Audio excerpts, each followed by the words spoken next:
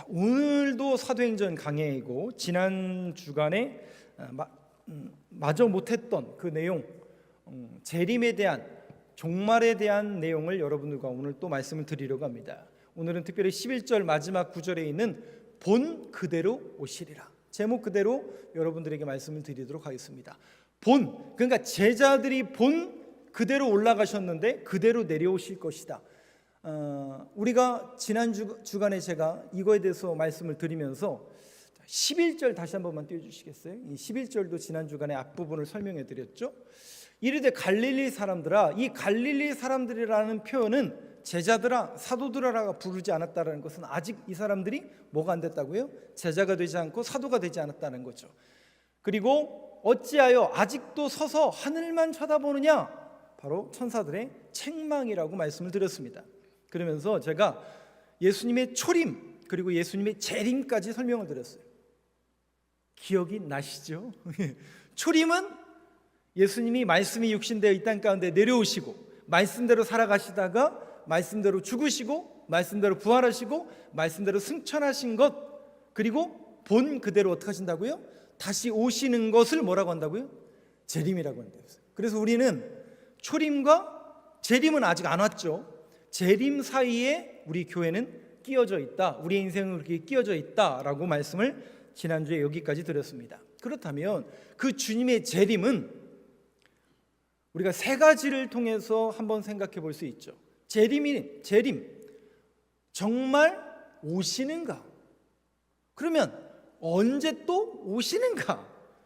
어떻게 오시는가를 한번 생각해 볼 수 있죠. 재림이라는 이 문제를 우리가 논할 때 정말 오시는가? 언제 오시는가? 어떻게 오시는가?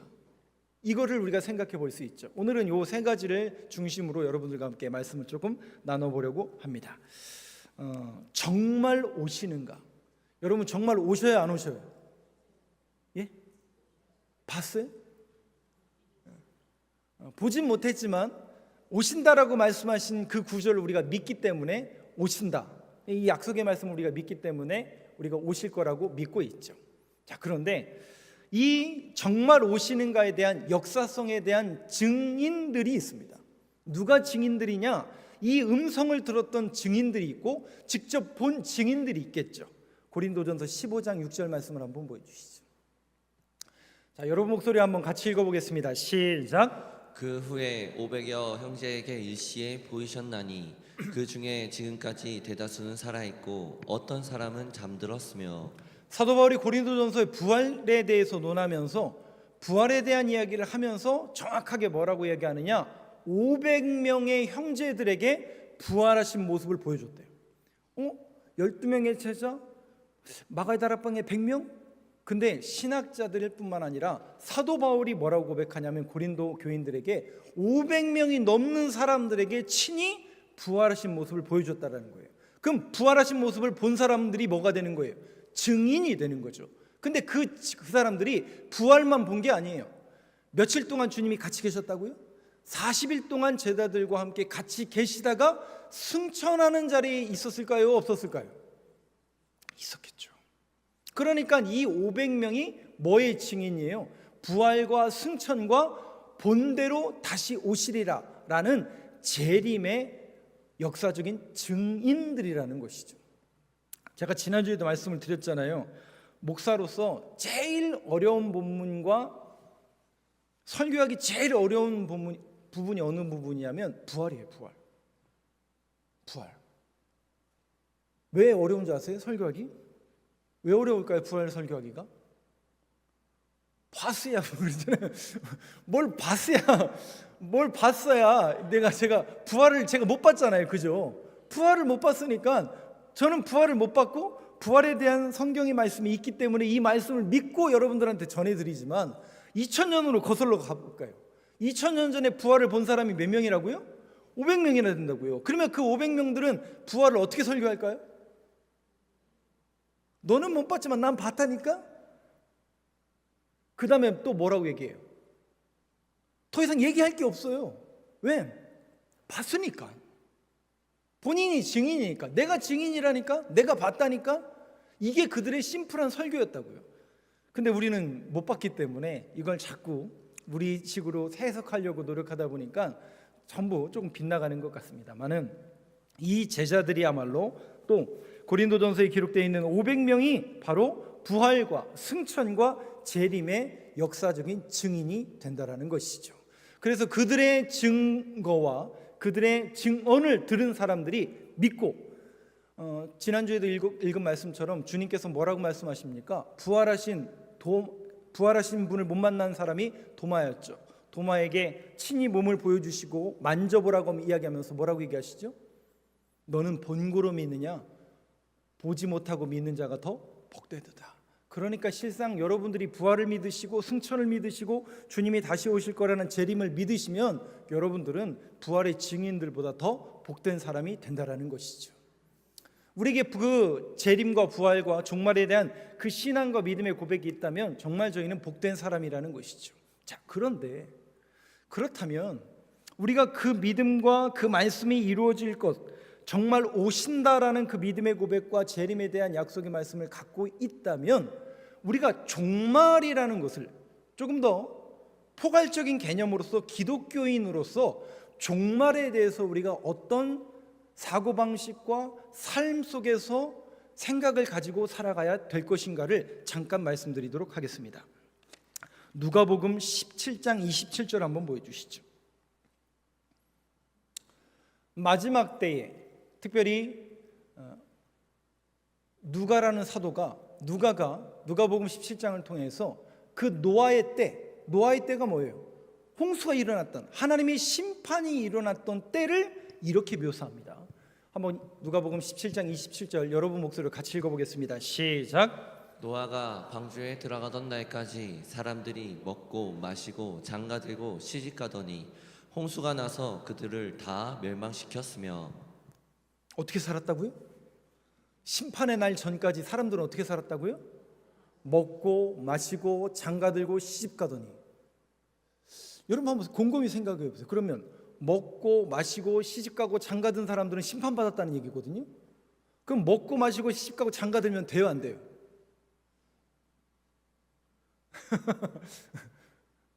어렵다. 이상하잖아요. 이게 단순히 먹고 마시고 시집가고 장가든다라는 게 죄여서 죄의 결과로 심판받았다, 이 얘기가 아니에요. 여러분 이 문맥을 정확하게 이해를 하셔야 됩니다. 먹고 마시고 시집가고 장가가는 게 죄도 아니고 이건 아무런 문제거리가 되지 않는다고요. 그러면 왜 먹고 마시고 시집가고 장가드는 인류 보편적인 우리의 욕망이 왜 우리의 심판의 대상이 되냐고요. 그건 바로 여기에 있습니다. 이것만 추구했다라는 거예요. 뭐라고요? 그것만 추구했다고요. 즉 뭐예요? 땅의 것만을 바라고 땅의 것만을 추구하는 인생들아, 그 얘기예요. 근데 여러분 노아는 누구의 말씀을 붙드는 거예요? 영원한 언약인 하나님의 말씀을 붙들고 그 수십 년, 어떤 학자들은 100년이 넘는 시간을 뚝딱뚝딱 뭐하고 있는 거예요? 방주를 만드는 겁니다. 하나님의 약속의 말씀을 붙들고 약속을 붙들고 언약을 붙들고 영원한 것을 사모하는 인생이 바로 노아의 인생이었어요. 그런데 그 약속의 말씀을 믿지 못하고 세상 사람들과 짝하여 세상적인 기준으로만 살았던 사람들이 누구였냐면 그때 심판당한 사람들이라는 것이죠. 단순히 먹고 마시고 시집가고 장가가는 게 잘못되었다라고 이야기하는 게 아니라 그건 죄가 아니죠. 인류 보편의 욕망이죠. 그러나 그것만 추구하는 게 아니라는 거죠. 너희는 무엇을 먹을까, 무엇을 마실까, 무엇을 입을까? 너희는 먼저 그의 나라와 그의 의를 생각해야 될 텐데, 하나님의 나라와 영원한 것을 소망해야 되는 것이 우리의 목적이고 우리를 지으신 분의 목적인데, 지으신 분의 목적대로 살지 못하고 땅에 있는 것만 추구하고 땅에 있는 복만을 관심 갖는 이 백성들아, 그 백성들은 결국 심판을 당했다는 거죠. 그렇다면 조금 더 나아가서 우리는 그러면 어떤 삶을 추구하고 어떤 종말에 대해서 관심과 초점을 갖고 살아가야 될 것인가? 에녹 이야기를 여러분들한테 잠깐 해드릴게요. 창세기 5장을 한번 열어보시죠. 21절 22절을 저하고 한 절씩 교독해 보겠습니다. 에녹은 65세에 무두셀라를 낳았고 무드셀라를 낳은 후 300년을 하나님과 동행하며 자녀들을 낳았으며. 말씀 띄어놔 주세요. 잠깐 설명해 드릴게요. 창세기 5장에 보면 에녹이라는 사람이 나오죠. 에녹은 누구예요? 에녹은 저 사람이죠. 에녹은 여러분 잘 아시는 대로 어떤 사람으로 유명하죠? 죽음을 보지 못하고 승천한 두 명이 나오죠. 구약 성경에 에녹과 엘리야, 하늘로 부르심 받은. 자, 그 에녹이 등장을 하는데 65세에 누굴 낳아요? 무두셀라라는 아들을 낳아요. 자, 기억을 하세요. 65세에 누굴 낳았다고요? 무두셀라를 낳았어요. 그리고 22절에 보니까 무두셀라를 낳은 후 몇 년을 더 살았고요? 300년을 더 살았어요. 그럼 몇 년 산 거예요? 예? 500 몇 년? 365년을 산 거예요. 365일이 아니라 365년을 에녹이 살다가 23절 한번 띄워주시죠. 저하고 한 절씩 교독해 보겠습니다. 그는 365세를 살았더라. 에녹이 하나님과 동행하더니 하나님이 그를 데려가심으로 세상에 있지 아니하였더라. 네, 잘 보세요. 몇 년 살았더라고요? 365년. 근데 24절에 보니까 에녹이 하나님과 동행하더니 하나님이 그를 데려가심으로 세상에 있지 아니하였더라. 다시 앞에 22절을 한번 넘겨주세요. 365년을 살았고 65세에 에녹이 무드셀라를 낳았는데 300년을 하나님과 동행하며 자녀들을 낳았으며, 하나님과 동행한 횟수가 몇 년이에요? 예? 하나님과 동행한 횟수가 365년입니까? 300년입니까? 왜 365년이 아니고 22절에 보면 300년일까요? 뭔가 무두셀라라는 자녀를 낳고 나서부터 하나님과 동행한 게 된 거예요. 그러면 이 사람의 심경과 이 사람의 삶에 뭔가 변화가 있었다는 얘기겠죠. 그죠? 65세 전에는 어떻게 살았다는 얘기예요? 먹고 마시고 시집가고 장가들고 세상 사람도 똑같이 살았다는 얘기예요. 그런데 65세가 지나고 무두셀라가 태어나서부터 300년 동안 하나님과 동행했대요. 이거를 우리가 암시하고 추정할 수 있는 근거가 뭐냐면 무두셀라라는 사람의 이름의 뜻이에요. 이 사람의 이름의 뜻이 이겁니다. 여러분 꼭 기억하세요. 조금 길어요. 무두셀라라는 이름의 뜻이 주보에 혹시 있나요, 목사님? 없죠? 메모하셔도 됩니다. 이 무두셀라라는 이름의 뜻이 이 자녀가 죽으면 심판이 임한다라는 뜻이에요. 다시요. 이 자녀가 죽으면 뭐가 임한다고요? 그런 이름을 아니 이런 이름을 아들한테. 근데 그때의 이름은 하나의 속성을 의미하는 것이고 뭔가 그의 인생을 통해서 하나님이 하시고자 하는 하나님의 뜻이 담겨져 있는 거거든요. 이 자녀가 죽으면 심판이 임한다. 그럼 여러분 한번 생각해 보세요. 여기 아윤이도 있지만 우리 집사님이 아윤이를 볼 때마다 아윤이의 이름이 무드셀라라고 생각해 보세요. 얘가 죽으면 심판이 임한다. 종말이란 뜻이거든요. 그러면 저 부모님들이 어떻게 살까요? 쟤를 볼 때마다? 예? 밖에 내보낼 수 있어요, 없어요? 얘 죽으면 심판이니까 밖에 못 내는 보면 어떻게 해요? 꽁꽁 싸매야 되는 건가요? 이 자녀를 볼 때마다 이 자녀가 죽으면 심판이 임한다. 아하, 우리에게 주어진 삶, 우리에게 주어진 하루하루라는 그 삶을 어떻게 살아가는 거냐면 마지막 날인 것처럼 살아가게 바뀌었다는 거예요. 하나님과 동행했대요. 300년 동안 하나님과 동행했대. 그것은 무엇을 암시하느냐? 바로 무두셀라라는 이름의 뜻을 통해서 이 자녀가 죽으면 심판이 임한다. 아, 내 자녀가 죽으면 하나님의 심판이 임하게 되겠구나. 그러니까 우리에게 주어진 하루하루 속에서 우리는 어떻게 살아간다라는 거예요. 그러니까 이게 정확하게 우리 신앙인들의 종말론에 대한 견해가 되어야 돼요. 이것은 단순히 무두셀라라는 이름을 가진 에녹의 삶뿐만 아니라 저와 여러분들이 어떤 종말론을 가져야 되냐면 우리에게는 내일이 주어져야 안 주어져요. 내일은 누구의 날인데요? 우리의 날이 아닙니다. 내일은 하나님이 우리에게 주셔야 우리의 날이에요. 보세요. 무두셀라라는 자녀는 오는 건 순서가 있지만 가는 건 순서가 있어요, 없어요? 모르죠. 문 밖에는 어떤 일이 벌어지지 어떡합니까? 저한테도 아들이 있지만 걔가 먼저 죽을지 제가 먼저 죽을지 누가 합니까? 그건 아무도 모르는 일이죠. 그래서 그 아들을 볼 때마다, 그 자녀를 볼 때마다 어떻게 생각하라고요? 아, 이 자녀가 죽으면 하나님의 반드시 심판이 있겠구나. 그렇다면 내일이란 날은 우리에게 주어지지 않았고 우리에게 주어진 날이 내일이에요, 오늘이에요? 오늘이죠. 그러니까 이 오늘을 어떻게 살으라는 거예요? 내일은 안 오고 오늘이라는 이 날을 감사하며 하나님의 영광을 올려드리며 마지막 날인 것처럼 살아가는 게 개혁주의 신학에서 말하는 종말론적인 삶이 그러한 삶입니다.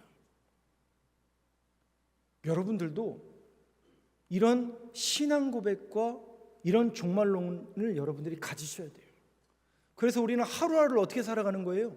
하나님께서 우리에게 주신 마지막 날이라는 그런 믿음의 고백을 가지고 내일 죽으니까 끝났네, 그렇게 널브러져 살아가는 게 아니라 하루 주신 이 날이 마지막 때인 것처럼, 마지막 날인 것처럼 감사하며 충만한 삶을 살 것을 우리에게 명하신 것이 하나님의 명령입니다. 그런 믿음의 고백을 가지고 살아가는 사람이라면 옆에 앉아 계신 분이 어떻게 보일까요? 내일 못 만난다니까요, 저분하고. 오늘이 마지막이라니까요. 얼마나 소중하겠어요. 얼마나 가족이 소중하고 얼마나 친구가 소중하고 얼마나 우리 예배가 소중하겠습니까? 그런 건강한 종말론을 가질 수 있는 저와 여러분 되시길 간절히 소망합니다. 그런데 이 무두셀라라는 이름의 뜻에는 놀랍게도 이런 뜻이 또 담겨져 있어요. 이 무두셀라가 혹시 몇 살에 죽은지 아시나요? 969세에 죽어요. 그래서 우리 성경에 기록되어 있는 어떤 인물들 중에서도 제일 오래 산 사람이 무두셀라예요. 그런데 이유가 있다니까요. 왜 하나님께서 무두셀라의 삶을 그렇게 오래 살게 하셨을까? 그의 죽음이 969세인데 정확하게 그 969세에 죽는 날짜는 기록되어 있지 않고 969세에 이 자녀가 죽으면 뭐가 임한다고요? 그날이 무슨 해예요? 노아가 600세가 되던 해예요. 노아가 누구냐면요, 무두셀라의 아들이 라멕이에요. 라멕은 이미 노아가 600세 되기 전에 5년 전에 죽어요. 그리고 무두셀라는 할아버지잖아요. 그러니까 무두셀라, 라멕, 노아 순서가 이렇게 되는데, 노아가 600세 되던 해에 이미 자기 아버지는 5년 전에 죽었고 무두셀라가 그 해에 죽습니다. 근데 성경이 정확히 뭐라고 기록됐냐면 홍수 심판이 노아가 몇 세 때? 600세 때예요. 여러분, 왜 하나님께서 무두셀라의 삶을 그렇게 오래 두셨다고요? 기다리신 거예요. 그 심판이 임할 때까지 기다리신 거예요. 누가? 노아뿐만 아니라 먹고 마시며 즐기며 이 땅 것만을 추구하는 사람들 가운데 노아처럼 하나님의 말씀을 붙들고 영원할 것을 사모하는 마음을 가진 사람들을, 하나님을 붙드는 인생을 하나님께서 한 명이라도 더 찾고 기다리신 그 신앙, 그 믿음의 고백이 이 무두셀라라는 이름을 통해서, 그의 인생을 통해서 우리에게 보여주고 암시하는 그런 내용이라는 것이죠. 정말 하나님의 말씀은 1.1획도 우리가 몰라서 그렇지 찾아보면, 그러니까 제가 일부러 끼워 맞춘 게 아니라 성경이 정말 신묘막측하게 하나님의 섭리와 하나님의 뜻이 그 안에 다 담겨져 있다라는 것이죠. 그렇다면 두 번째, 우리의 질문과 재림에 대한 그 궁금증 속에서 우리가 늘 화두로 삼는 건 뭐냐면 언제 오시냐는 거예요. 웬? 언제 오시냐는 거예요. 몇 월 며칠 몇 시 몇 분 제가 정확하게 알아맞히면 좋을까요? 별로일까요? 제가 정확하게 알아맞히면 이 자리에 없겠죠. 이 자리는 아니죠. 이미 뭔가 용한 사람으로 제가 정평이 나 있겠죠. 그래서 성경은 거기에 관심이 없습니다. 실질적으로 성경은 언제 오시느냐, 시기와 때가 중요한 게 아니다라고 성경은 계속해서 이야기합니다. 그런데 우리의 관심은 항상 뭐예요? 언제 오시느냐. 조금 더 리얼하게 말씀드려요. 제가 지난주에 그 시험에 대해서 말씀드렸잖아요. 시험지를 나눠주는 사람이 있고 시험지를 거두어가는 사람이 있다고 했잖아요. 시험지를 나눠주는 분이 누구라고요? 초림 예수님이라면 우리에게 시험이라는 그 인생의 숙제를 통해서 그걸 채점하시는 분이 반드시 온다라는 것이죠. 그러면 여러분, 처음 오시는 분이 무서워요? 시험지를 거두러 가는 분이 무서워요? 정확하죠? 네. 왜? 못 풀었으니까 그렇겠죠. 근데 푼 사람한테는 빨리 가져가라고 그렇게 되겠죠. 여러분들이 하나님 앞에 떳떳하고 신앙적으로 바르게 살았다면 마라나타, 주 예수여 어서 오시옵소서, 이 고백을 할 수 있을 텐데 대부분의 많은 분들이 그런 고백을 쉽게 못하는 것 같습니다. 그래서 하나님께서 다시 오신다라는 것은 우리에게 심판 또 두려움으로 다가오는 것 같습니다. 근데 이 말씀을 제가 지난주에 그 예화를 들으면서 조금 더 생각해 봤어요. 그렇다면 오늘 이 시대 속에서 언제 오시는가? 그러니까 우리는 언제 오시고 언제까지, 이 까지와 때와 시기가 필요한데 그냥 이렇게 좀 리얼하게 표현해 드릴게요. 여러분들도 좀 궁금하시잖아요. 오늘 설교는 언제 끝나나? 제일 궁금한 게 뭐예요? 언제 끝나느냐는 거잖아요. 그죠? 근데 설교가 끝나요, 안 끝나요? 예? 그거 어떻게 아세요? 제가 안 끝내면 어떻게 하실 거예요? 끝나긴 끝나잖아요. 반드시 그날이 오잖아요. 그죠? 근데 그때가 몇 시인지 10시 전에는 끝내시겠지? 여기에만 관심을 우리가 갖고 있는데 성경은 거기에 관심을 갖지라는 얘기를 하지 않습니다. 제가 지금은 이제 병원 신방을 가기가 좀 어려운데 우리 성도님들 중에 특별히 이제 인공관절 수술을 좀 많이 하시잖아요. 연골이 많이 다르셔서. 근데 한 우리 권사님을 전에도 한번 신방을 해서 그 병원에서 이제 수술 받기 전에 이렇게 기도를 해드리는데 권사님이 그런 말씀을 하세요. 제가 하도 열심히 살고 인생을 살 만큼 살다 보니까 무릎이 다 닳았네요, 목사님. 그러더라고요. 그러면서 주님 부르실 날이 얼마 안 남은 것 같네요, 목사님. 그러더라고요. 맞는 얘기에 틀린 얘기, 맞는 얘기죠. 그럼 제가 거기다 대고 권사님 제대로 하시네요. 빨리 하나님 부르시길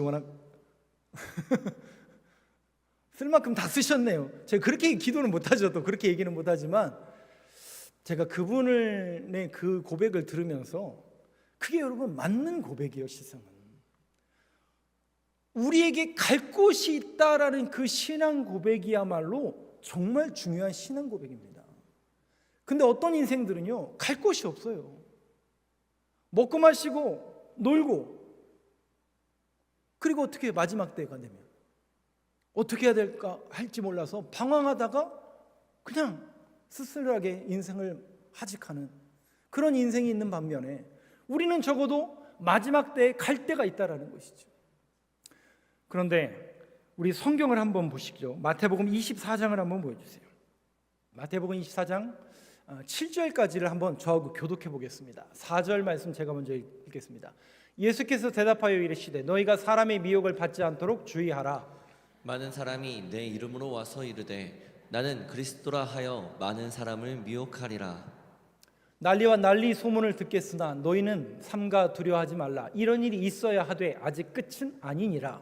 민족이 민족을, 나라가 나라를 대적하여 일어나겠고 곳곳에 기근과 지진이 있으리니. 마지막 때가 되면 전쟁, 환란, 기근, 지진이 일어날 거라는 거예요. 이 징조가 보이면 얼른 피해라. 마가복음 보니까 얼른 산으로 피해라. 뭐요? 어떤 징조요? 전쟁, 환란, 기근, 지진. 그럼 여러분 한번 생각해 보세요. 그냥 객관적으로 한번 생각해 보시면 2000년 전에는 전쟁, 환란, 기근, 지진이 없었나요? 그럼 1000년 전에는요? 지금은요? 있잖아요. 지금도 있잖아요. 2000년 전에도 있었고 1000년 전에도 있고 지금도 있어요. 그럼 이건 뭘 의미하는 걸까요? 바로 이겁니다. 아까 제가 그 연골 수술을 받은 그 권사님의 고백처럼 우리가 갈 곳이 있잖아요. 방향이 조용해졌잖아요. 그러니까 이거예요.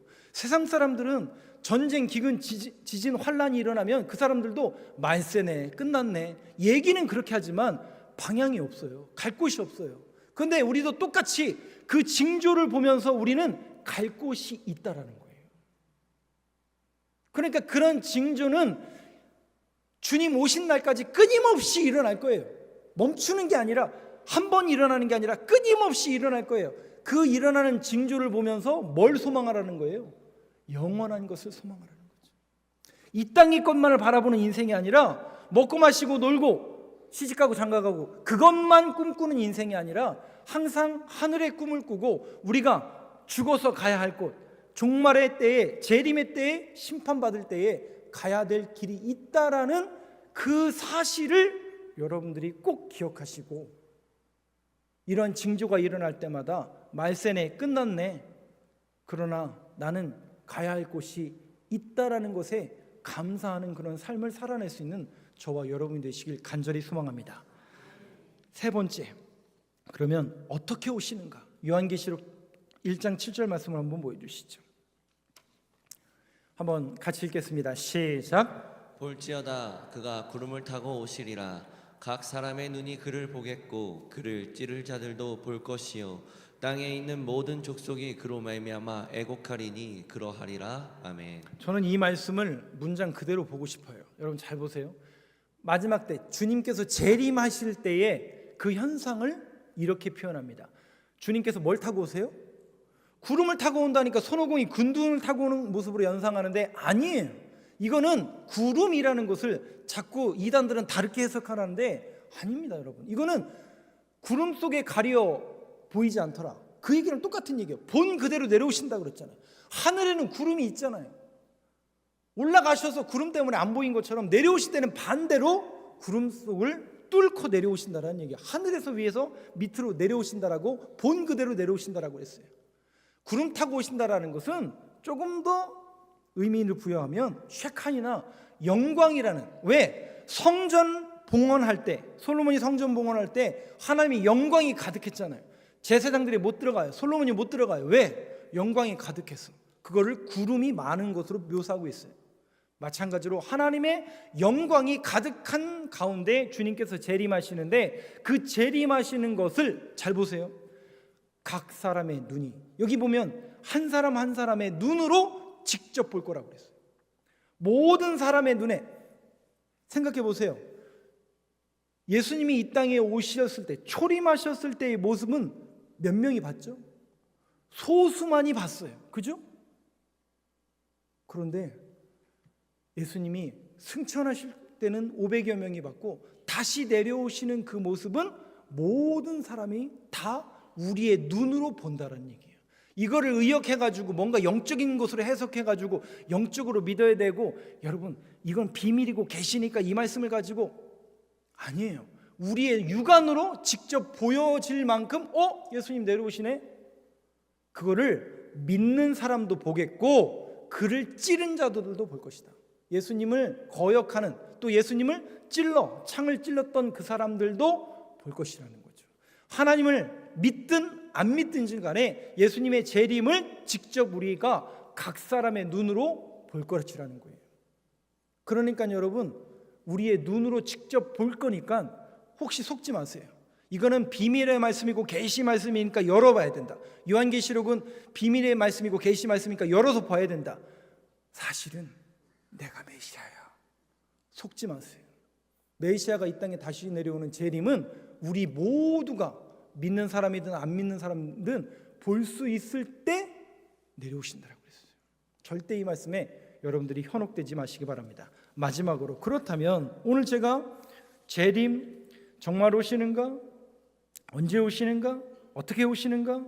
재림과 종말에 대해서 말씀을 드렸는데, 그렇다면 그 말씀을 들은 우리는 어떤 삶과 어떤 신앙의 자세를 가지고 살 것인가?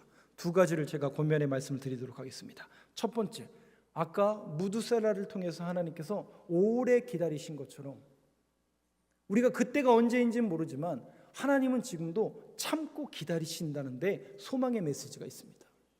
아직 우리가 실력이 안 되잖아요. 저도 그렇고 여러분들은 괜찮으신가요? 지금 당장 주님 오셔도 괜찮으세요? 한번 여러분들이 저한테 한번 물어봐 주세요. 목사님은 지금 당장 예수님이 오시면 좋으시겠나요? 한번 물어봐 주세요.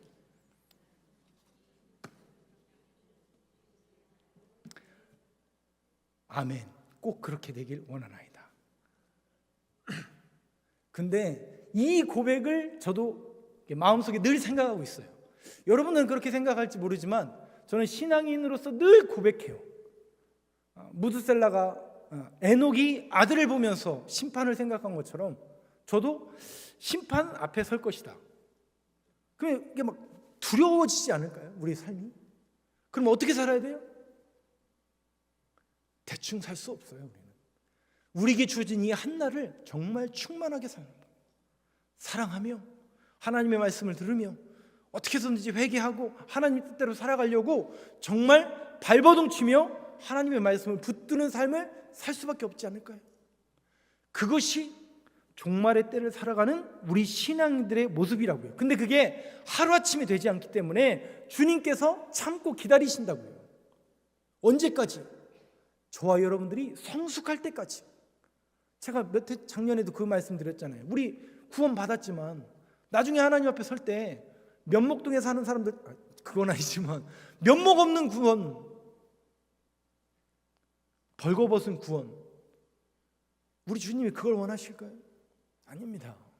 성장하고 성숙하고 정말 이 땅에서 하나님의 나라와 하나님의 뜻을 이루다가 온 그 인생들을 향해서 하나님께서 상급을 주시고 그들에게 면류관을 씌워주신다고 말씀했는데 그 말씀을 따를 수 있는 우리 교회와 저와 여러분들의 인생이 되길 간절히 소망합니다.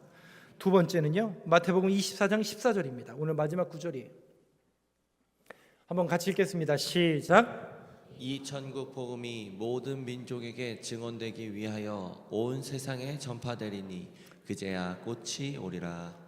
안 와요. 그래서 이 말씀처럼 모든 민족에게 증언되기 위하여 이 땅에 교회를 세우신 이유가 뭐예요? 저와 여러분들을 교회로 불러주신 이유가 뭐예요? 복음 전파하라고. 그 사명 감당하기까지 끝이 오지 않아요. 여러분 죄송하지만. 그래서 종말에 대해서 두려움을 갖지 마시고요, 저와 여러분들은 어떻게 해서든지 주님 부르신 날까지 하나님의 뜻을 이루고 하나님의 나라와 하나님의 교회를 세워가는 이 거룩한 사명자로 부르셨다라는 믿음의 고백을 가지고 주님 다시 오실 그날까지 믿음의 고백과 신앙의 순례길을 묵묵히 걸어갈 수 있는 저와 여러분들의 모든 신앙의 걸음걸음이 되길 간절히 소망합니다.